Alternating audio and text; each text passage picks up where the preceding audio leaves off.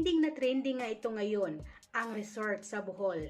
Talagang pinag-uusapan ang mga videos kuha mismo sa resort nga sa Bohol na nasa paanan nga ng Chocolate Hills. Pag sinasabing Chocolate Hills, isa ito sa pinakasikat na dinadayo nga sa Bohol.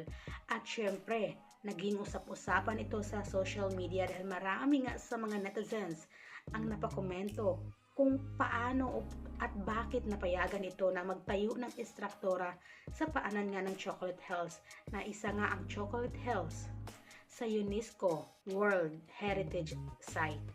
Sipin nyo guys, makikita nyo doon na merong resort na napakalaking swimming pool at syempre dinadayo na nga rin ito.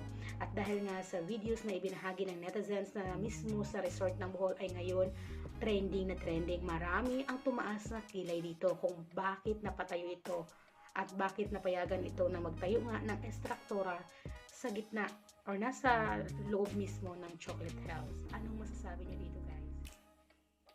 Pati nga ang kapamilya actress ngayon na si Ann Cortez ay napareact dito sa trending or viral na video ngayon ng isang resort na nasa Chocolate Hills nga sa Bohol.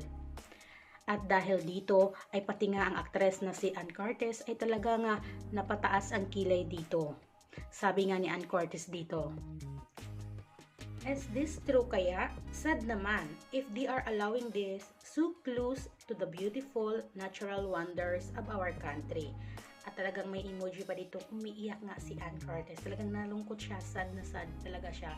Dahil nga sa balita na ito ngayon, merong isang resort sa gitna ng Chocolate Hills. Kayo ba guys, anong masasabi nyo dito?